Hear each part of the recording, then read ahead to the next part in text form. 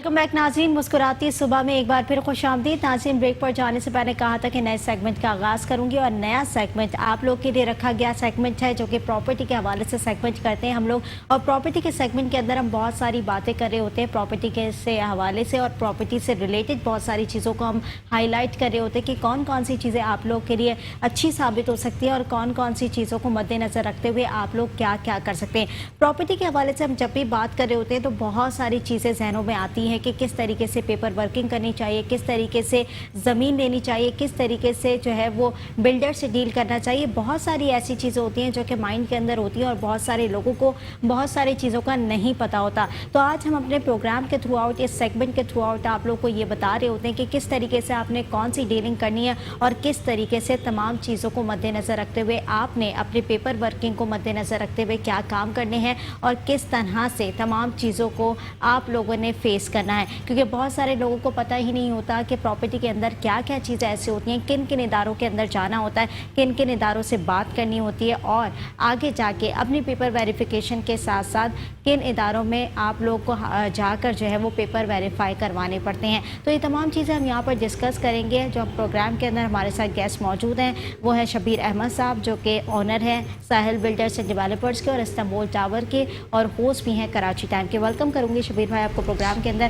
शबीर भाई, कल भी हमने बहुत सारी चीज़ों को डिस्कस किया था, यानी ईच एंड एवरीथिंग हमने लोगों की जितने भी खदशात थे वो यहाँ पर बैठ के अपने दूर करने की थोड़ी सी कोशिश की थी। क्योंकि लोग जो है प्रॉपर्टी के मामले में बड़े घबरा जाते हैं, बड़े परेशान हो जाते हैं कि अगर हम लैंड ले रहे हैं या बेंगलो ले रहे हैं या फ्लैट ले रहे हैं तो हमें कोई ना कोई जो है डिच ना कर जाए या कोई नुकसान ना पहुंचा जाए। क्योंकि बहुत सारे कहते हैं ना फ्रॉड के केसेस भी हम देख रहे होते हैं कि बड़ी तादाद में जो है फ्रॉड के केसेस रिपोर्ट हो रहे होते हैं। तो ऐसी सूरत हाल के अंदर अगर रियल एस्टेट के पास कोई जाता है, जैसे कि साहिल बिल्डर्स डेवलपर्स भी डीलिंग कर रहा होता है बहुत सारे लोगों से, जब आपके पास लोग आते हैं तो वो अपना एक्सपीरियंस सबसे पहले क्या शेयर करते हैं?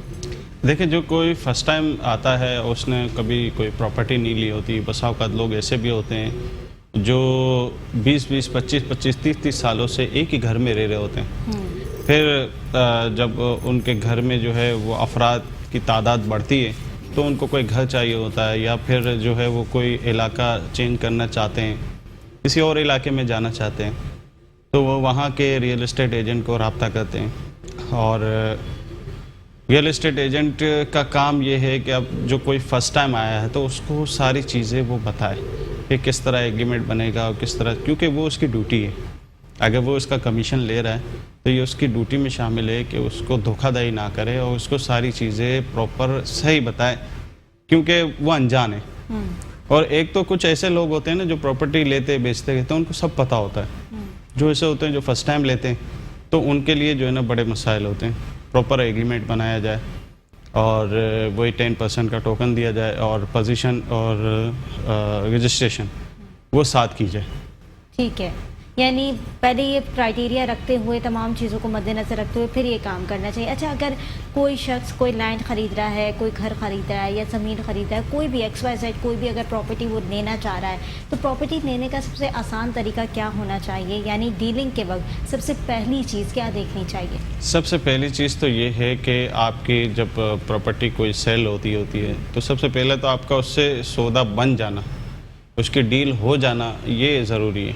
और जब हो जाती है तो जो सेलर होता है उसके नाम का आप चेक दे के एग्रीमेंट बना के और उस एग्रीमेंट को अटेस्ट करवा दें। ठीक है, तो यानी उसके नाम का चेक बनाना इंपॉर्टेंट है। तो ज़मीन अगर ले रहा है या बंगला ले रहा है या फ्लैट ले रहा है तो उस सूरत हाल में पेपर के अंदर सबसे पहले चीज़ क्या वेरीफाई करनी चाहिए? क्योंकि बहुत सारी चीज़ें ऐसी भी होती हैं कि फ़ेक पेपर्स भी लगाए जाते हैं, एग्रीमेंट्स भी फेक होते हैं। तो ऐसी सूरत हाल के अंदर क्या करना चाहिए? देखिए, गवर्नमेंट जैसे सोसाइटी के बेंगलोज होते हैं या सोसाइटी होती है कोई, तो बसा औक़ात काफ़ी सोसाइटी ऐसी है जो रजिस्टर्ड पर बेंगलो को नहीं कराती, वो पूरी सोसाइटी रजिस्टर्ड होती है। फिर उनका ऑफिस होता है, उसी के अंदर ये ट्रांसफ़र होता है जो सोसाइटी के ऑफिस में। और बसा औक़ात जो लीज़ फाइल होती है, तो लीज़ फाइल की जो है ना वो आप जिस भी इदारे का हो उस इदारे पे जाके आप सर्टिफिकेट निकाल के आपको आइडिया हो सकता है कि भाई ये प्रॉपर्टी के कागजात सही हैं कि नहीं है।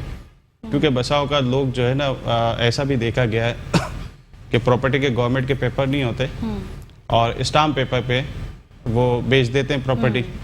जो ख़रीदने वाला होता है उसको ये लगता है कि मेरे पास पेपर है, जबकि वो पेपर रजिस्ट्रेशन में रजिस्टर्ड नहीं होते, रजिस्ट्रार ऑफिस में रजिस्टर्ड नहीं होते। लेकिन उसको जो है कम तालीम की वजह से जो है उसको आइडिया नहीं होता।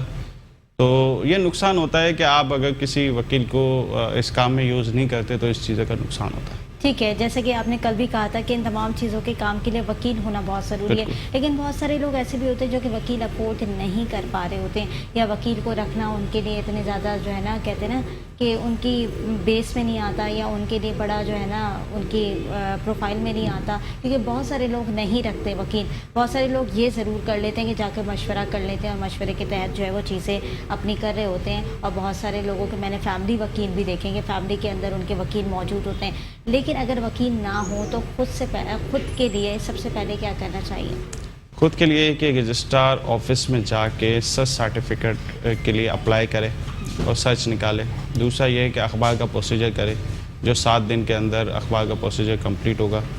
7 दिन के बाद कोई दावेदार नहीं होगा तो उसको सबमिट करके एग्रीमेंट बना ले, अटेस्ट कर ले, और फिर वही 10% का टोकन दे के रजिस्ट्रेशन और कब्ज़ा वो सारी चीज़ें कंप्लीट करें।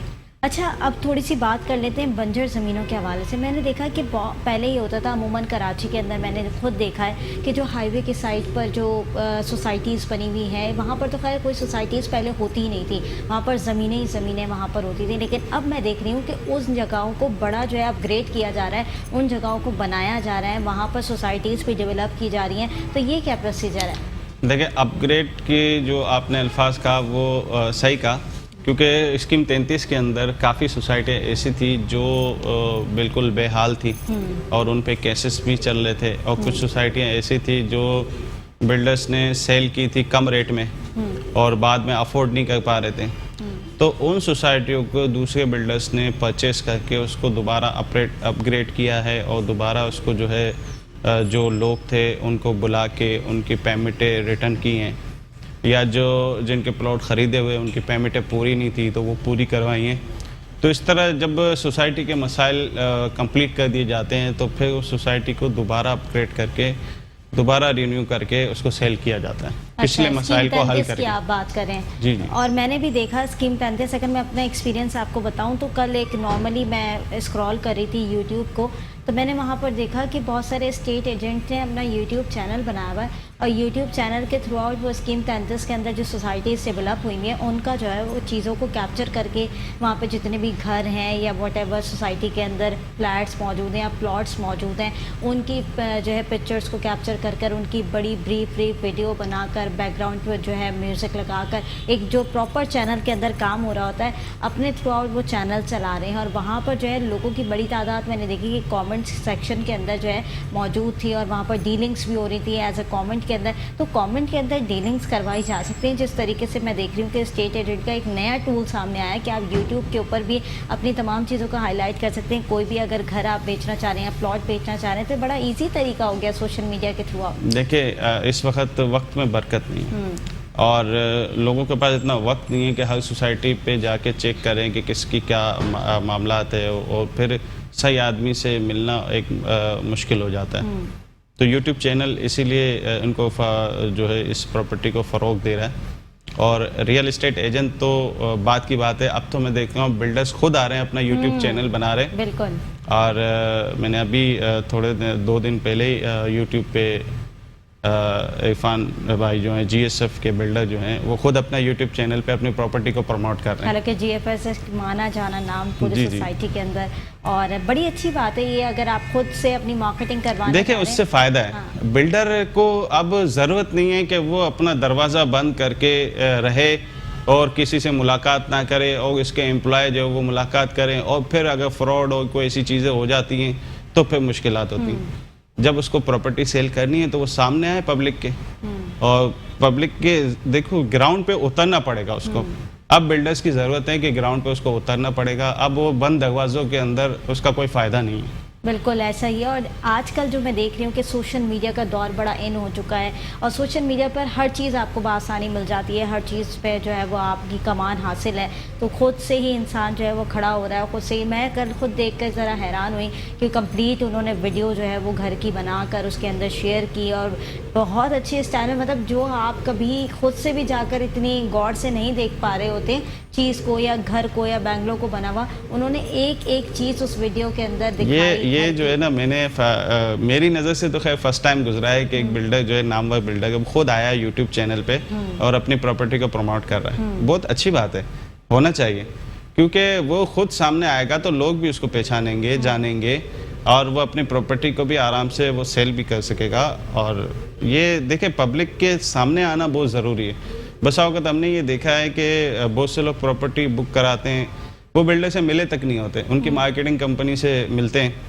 और फिर बाहर के रियल एस्टेट एजेंट हैं, अगर उनको कोई फ्रॉड करना होता है वो आसानी से कर सकते हैं। तो अगर बिल्डर सामने होगा तो ये चीज़ें कम होंगी। लेकिन आपने जैसे कहा कि बिल्डर खुद बना रहा है वो सारी चीज़ें और वो अपना फेस भी दिखा रहा है उस वीडियो के अंदर, लेकिन बहुत सारी वीडियोस मैंने कल ऐसी देखी जिसमें फेस नहीं, सिर्फ वॉइस है, तो उनको नहीं पता चल रहा कि बैक पे कौन किसकी आवाज़ है, कौन जो है वो सेल आउट कर रहा है, कौन चीज़ है। लेकिन कमेंट सेक्शन के अंदर सारी डीलिंग्स होती हुई मैंने देखी, क्या प्राइस हैं, किस वक्त जो है वो हम आ सकते हैं, किस वक्त हम ले सकते हैं, क्या प्रोसीजर है, यानी पूरा कमेंट सेक्शन के अंदर 1K कमेंट थे उसके अंदर। असल में बहुत से मालदार लोग हैं, वो सामने नहीं आते डर के बिना पर। जो हालात हैं कराची के, और अब तो इतना जो है बत्ताखोरी हो, ये चीज़ें कम हो गई हैं, लेकिन कहीं ना कहीं कुछ ना कुछ तो ज़रूर है जिसकी वजह से वो डर की वजह से सामने नहीं आते। और जाहिर सी बात है, कोई आदमी मालदार होता है तो फिर जो ऐसे क्राइम करने वाले लोग होते हैं फिर पीछे पड़ जाते हैं और फिर नुकसानात होते हैं। तो आपकी नज़र में पॉजिटिव एक्सपेक्ट है? दोनों चीज़ें, पॉजिटिव भी है, नेगेटिव भी। अगर जो नहीं आ रहा वो उसकी भी कोई वजह है सामने, कोई आ रहा है उसकी भी कोई वजह है। बिल्कुल। तो आप अपना कब खोल रहे हैं यूट्यूब चैनल? हाँ, मेरा तो अपना ये चैनल प्रमोट हो रहा है, मेट्रो न्यूज़ पे हम खुद प्रमोट कर रहे हैं। बिल्कुल। और यहाँ पर बैठ के जितनी भी हमारी ऑडियंस होती है बड़ा पसंद करती है साल बिल्डर्स एंड डेवलपर्स की जितनी भी चीज़ें होती हैं और रियल एस्टेट के बारे में, और यहाँ पर हमें कॉल्स भी आ रही होती हैं आवाम की बड़ी तादाद के अंदर कि उनके जो भी मसाइल होते हैं यहाँ पर बैठकर हम वो सॉर्ट आउट करने की कोशिश करते हैं। अच्छा, बहुत सारे लोगों ने ये भी शिकायत की कि जब बिल्डिंग बन जाती है या प्रॉपर्टी बन जाती है तो उस पर फिर जो बिल्डर होता है वो पोजेसन देने में बड़ा मसला करता है, बड़ा टाइम पीरियड ले लेता है, यानी जो टाइम स्केल स्केच किया हुआ होता है कि इस टाइम स्केल के अंदर 2 से या 3 साल का अरसा वो लोग जो देते हैं कि मैक्सिमम आपको ये टाइम पीरियड के अंदर पोजेसन मिल जाएगी, आप अपना कब्ज़ा हासिल कर सकते हैं, लेकिन वो उस टाइम पर होता ही नहीं है। और जो लोग इतने सालों से इंतज़ार कर रहे होते हैं कि उनको अब पोजेसन मिलेगी, अब वो अपने घर के मालिक बन जाएंगे, लेकिन वो दर बदर की ठोकर खा रहे होते हैं। देखिए, जब तक पब्लिक खुद मजबूत नहीं होगी तब तक जो ऐसे बिल्डर हैं जो तंग करते हैं तो वो तंग करते रहेंगे। अगर जब वो प्रॉपर्टी परचेस करने जाते हैं वो प्रॉपर एग्रीमेंट बनाएं। अगर जो बिल्डर एग्रीमेंट नहीं बनाता आप उससे प्रॉपर्टी ना खरीदें। क्यों खरीदते हैं? जब पब्लिक मजबूत होगी तो फिर ये चीज़ें नहीं होंगी। वो तो एक फॉर्म बनाते हैं, जो फॉर्म के अंदर जो जितने भी जो शराइत होती हैं वो सारी शराइत जो है वो बिल्डर के फेवर में होती हैं, पब्लिक के फेवर में बहुत कम होती है। और पब्लिक को इसका अंदाज़ा नहीं होता। और पब्लिक उस पर साइन भी कर देती है। कल कोई केस होता है, कुछ होता है तो बिल्डर जो है वो सामने वो रख देता है पेपर कि भाई इन पे इसने इस पेपर पे एग्री किया, साइन किया इसने। तो लोगों के अंदर खुद अवेयरनेस नहीं है ना, लोग जल्दबाज हैं, नहीं ठीक है बुक कर लो, कुछ नहीं है।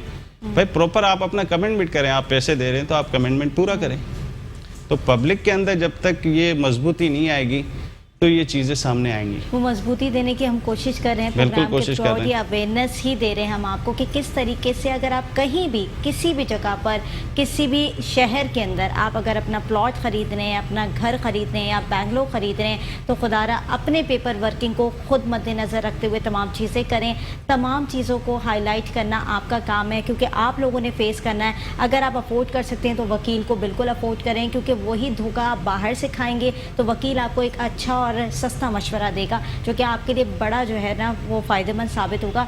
तो ये तमाम चीज़ें करने से पहले जो है थोड़ा सा दिमाग लड़ाने की ज़रूरत है, थोड़ी सी चीज़ों को देखने की ज़रूरत है, क्योंकि इर्द गिर्द जो सोसाइटी है वो बड़ी जो है वो आजकल फ्रॉड के केसेस बहुत ज़्यादा हैं। तो तमाम चीज़ों को आप लोग देखें खुद से और सेटिस्फाई होकर तमाम चीज़ों को पेपर वर्किंग को इदारों में जाकर करवाएं, तब जाके आप लोग जो है वो कोई भी चीज़ ख़रीदें। बहुत शुक्रिया शबीर भाई, अपने प्रोग्राम के अंदर वक्त दिया। नाज़रीन, एक छोटे से ब्रेक की तरफ जाऊँगी, ब्रेक से वापस आऊँगी। नए सेगमेंट का आगाज़ करूंगी। देखते रहिए मुस्कुराते सुबह।